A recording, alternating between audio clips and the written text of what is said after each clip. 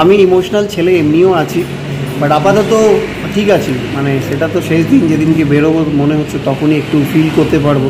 জীবনের শেষ প্রথম শ্রেণীর ক্রিকেট খেলতে নামছেন মনোজ তিওয়ারি। বাংলার ক্রিকেটকে অনেক দিয়েছেন মনোজ। বিহারের বিরুদ্ধে চলতি মরশুমের শেষ ম্যাচই তার শেষ গন্তব্য। আর এই শেষ ম্যাচে নামার আগে কি বলে গেলেন মনোজ তিওয়ারি? ম্যাচটা অবভিয়াসলি ম্যাক্সিমাম পয়েন্ট নেওয়ার পরিকল্পনা আছে, 7 পয়েন্ট। সেই অনুযায়ী কথাবার্তাও হয়েছে।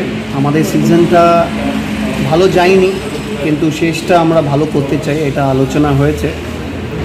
এবার ভালো ক্রিকেট খেলেই ম্যাক্সিমাম পয়েন্টটা পাওয়া যাবে, তো এটা ডিসকাস হয়েছে। তো লক্ষ্য হচ্ছে 7 পয়েন্ট।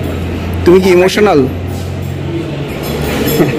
আমি ইমোশনাল ছেলে এমনিও আছি, বাট আপাতত ঠিক আছি। মানে সেটা তো শেষ দিন, যেদিনকে বেরোবো মনে হচ্ছে তখনই একটু ফিল করতে পারবো। বাট এখন অতটা চিন্তা করছি না। বাট আমি মিটিংয়েও বলবো কি আমার দিকে ফোকাস না থেকে আগে ম্যাচটা যেন 7 পয়েন্ট পাই। বিকজ ওয়েদার এবছর আমাদের সঙ্গে ছিল না। মানে প্রথম দুটো ম্যাচ যেগুলো এরকম পিরিয়ডে ছিল, তোমার second match and the third match এইখানে।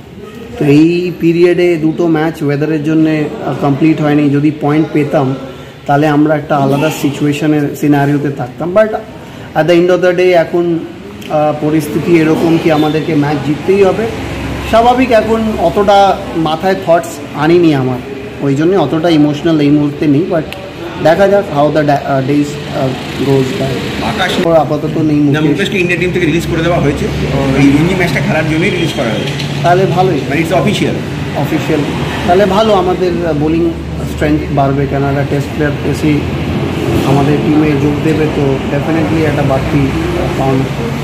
আর শেষ ম্যাচ ব্যক্তিগত টার্গেটটা কি?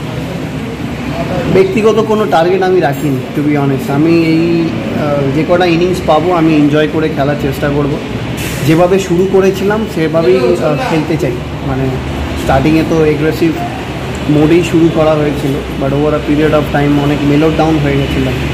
বাট শেষটা মানে এনজয় করতে চাই, কোনো স্পেসিফিক টার্গেট নেই। টার্গেট হচ্ছে ম্যাচটাকে জিতে। তোমার হোপফুলি তোমার পুরো ফ্যামিলি এই ম্যাচে ইডেন গার্ডেনে দেখা যেতে পারে। হ্যাঁ, আচ্ছা।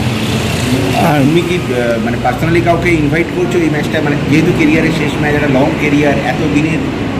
না, কাউকে আমি পার্সোনালি ইনভাইট করি। আর সেরকম কেউ নর্মালি মানে যোগাযোগ সেরকম রেগুলার বেসিসে কারোর সঙ্গে হয় না। তো যাদের কাছ থেকে মিউচুয়াল আন্ডারস্ট্যান্ডিং থাকে তারা যদি ইনিশিয়েটিভ নেয়, আমি সামনে থেকে কাউকে ডাকতে চাই। বাট তাদের ভালোবাসা সবসময় আছে। Extra time.